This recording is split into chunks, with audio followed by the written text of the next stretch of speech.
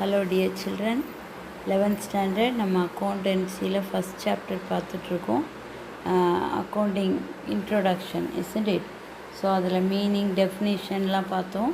So இப்போ என்ன பார்க்க போகிறோம் அப்படின்னா accounting cycle. Okay, so accounting cycle first point is transaction, then after transaction journal, then ledger, preparing ledger, then trial balance, then trading account, then preparation of profit and loss account, last balance sheet. This is the accounting cycle. சரியா, இதுதான் ஒவ்வொரு ஸ்டெப்பாக. இந்த ஒவ்வொரு ஸ்டெப்பையும் நம்ம ஒரு சாப்டராக இந்த 11th ஸ்டாண்டர்டில் படிக்க போகிறோம். சரியா, ஸோ டிரான்சாக்ஷன்னா உங்களுக்கு தெரியும், ஆல்ரெடி மிஸ் எக்ஸ்பிளைன் பண்ணியிருக்கேன்.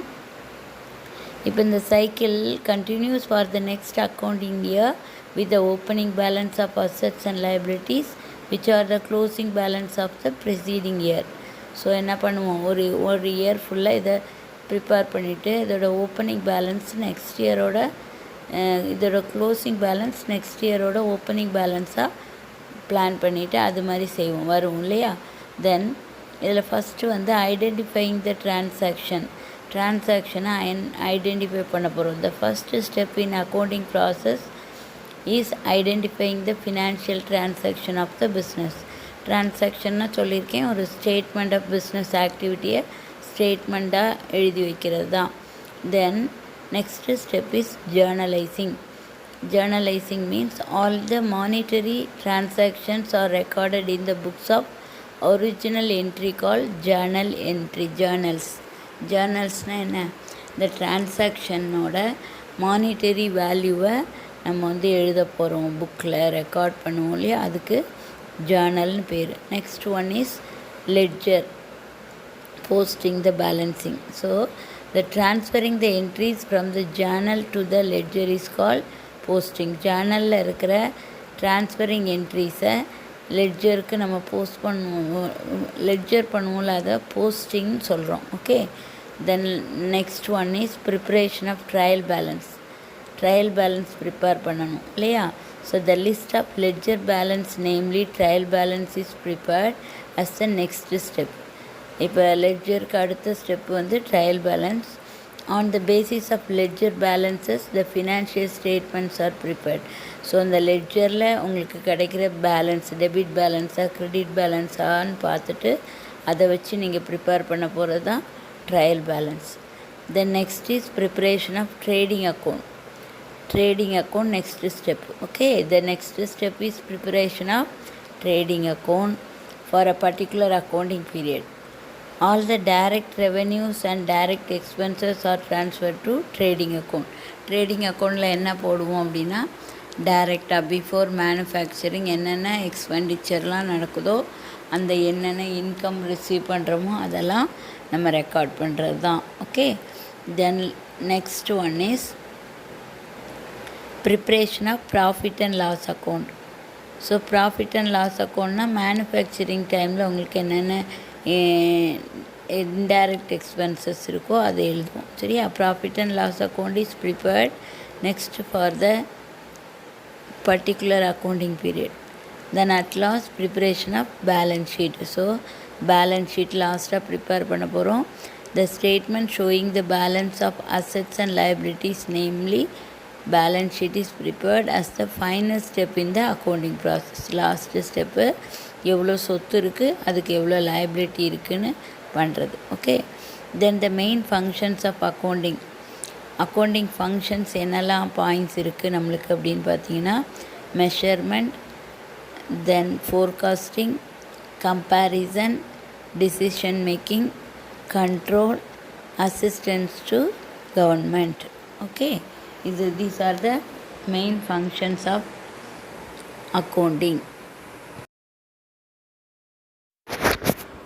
Okay, measurement. First point, the main functions of accounting is to keep systematic record of business transactions, post them to the ledger, and ultimately to prepare the final account. Okay, so main purpose என்ன, சிஸ்டமேட்டிக்காக record பண்ணுறோம் business டிரான்சாக்ஷனை, அதுக்கப்புறம் லெட்ஜரில் post பண்ணுறோம். So accounting works as a tool for measuring past performance of the business enterprise. நம்மளோட business வந்து இந்த அக்கௌண்டிங்கை நம்ம maintain பண்ணுறது மூலமாக முன்னாடி எப்படி ஒர்க் ஆகிட்டுருக்கு அதோட எஃபெக்டிவ்னஸை நம்ம வந்து கண்டுபிடிச்சிக்கிறதுக்கு ஒரு டூலாக வந்து இந்த அக்கௌண்டிங் நமக்கு ஹெல்ப் பண்ணுது. Okay next forecasting. With the help of the various tools of accounting, future performance and financial position of the business enterprise can be forecasted. இப்போ வந்து இந்த அக்கௌண்டிங் டூல் வந்து ஃப்யூச்சர் பெர்ஃபார்மன்ஸ் எப்படி இருக்கணும், இப்போ உள்ள ஃபினான்ஷியல் பொசிஷன் என்ன மாதிரி இருக்குது, இதை வச்சு ஃப்யூச்சரை ஃபோர்காஸ்ட் பண்ண ஃப்யூச்சரை வந்து முன்னாடியே பிளான் பண்ணுறதுக்கு ஹெல்ப்ஃபுல்லாக இருக்குது. ஓகேவா? So that is called forecasting. Accounting tool is used for forecasting the future. Okay. Then the next one is comparison. Accounting helps to assess the actual performance with the target. It also discloses the accounting policy. Comparison என்ன சொல்ல? Okay, அதாவது நம்ம ஃப்யூச்சரில் என்ன plan பண்ணிகிட்ருக்கோம், ப்ரெசண்ட்டில் என்ன நடந்துகிட்ருக்கு, நம்ம பிளான் பண்ண விஷயத்த கம்ப்ளீட் பண்ணிட்டோமா, இல்லை அதை வந்து நல்லா ஒப்பிடுறது, சரியா, கம்பேர் பண்ணுறது, இன்னும் அதை பெஸ்ட்டாக பண்ணுறதுக்கு என்ன வழி இருக்குது அப்படின்னு ப்ரெசண்ட்டையும் ஃப்யூச்சரையும் நம்ம பிளான் பண்ணுறதையும் கம்பேர் பண்ணுறதுக்கு அக்கௌண்டிங் ஒரு இன்ஃபர்மேஷன் ஒரு ஹெல்ப்ஃபுல்லாக இருக்குது. அதோட ஒர்க் அங்கே ஹெல்ப்ஃபுல்லாக இருக்குது நமக்கு. Decision making. Accounting assists the management in planning, evaluation of performance, control and decision making by providing record information to various user of accounts. This will help them to take the various decision on cost, price, sales, volume, etc. So decision making na தெரியும் உங்களுக்கு, decide முடிவு எடுக்கிறதுக்கு இந்த accounting information வந்து நிறைய தகவல் நமக்கு கொடுக்கறதுனால அதோட காஸ்ட் ப்ரைஸ், அதோட செல்லிங் ப்ரைஸ், ஸோ எப்படி பிஸ்னஸ் ஆக்டிவேஷன் நடந்திருக்கு எல்லாத்தையும் டிசைட் பண்ணுறதுக்கு ஹெல்ப்ஃபுல்லாக இருக்குது. ஓகேவா? Next one is control. As accounting works as a tool of control, the strength and weakness are identified to provide feedback on various measures adopted. It serves as a tool for evaluating compliance of business policies and programs. இப்போ accounting வந்து ஒரு control டூலாக நமக்கு handle பண்ண முடியுது. அது எல்லா சிஸ்டமாக எல்லாத்தையும் ப்ராப்பராக யூஸ் பண்ணியிருக்காங்களா, அது வீக்னஸ் என்ன, ஸ்ட்ரென்த் என்ன, பிஸ்னஸோட வீக்னஸ், ஸ்ட்ரென்த் எல்லாத்தையும் இந்த அக்கௌண்டிங் ஸ்டேட்டஸ் வச்சு நம்ம பிளான் பண்ண முடியும். ஸோ இது வந்து ஒரு கண்ட்ரோலிங் டூலாக ஹெல்ப்ஃபுல்லாக இருக்குது. Okay, next one is assistance to government regulations. Okay, government needs full information on the financial aspects of the business so that proper tax can be levied on the income earned by the enterprises.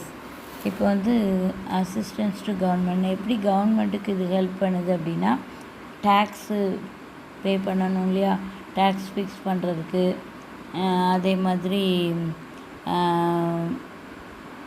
Income வந்து earned enterprise இருக்காங்க இல்லையா, அவங்களுக்கு இப்போ வந்து நல்லா work பண்ணுறவங்களுக்கு ஏதாவது பெனிஃபிட்டாக அவார்டு கொடுக்குறது, போனஸ் கொடுக்குறது, அந்த மாதிரி இதெல்லாம் அந்த அக்கௌண்டிங் இன்ஃபர்மேஷனை பார்த்தா அது கவர்மெண்ட்டுக்கு ஹெல்ப்ஃபுல்லாக இருக்குது. டேக்ஸ் எவ்வளோ போடலாம், எவ்வளோ கலெக்ட் பண்ணலாம் அப்படின்ட்டு.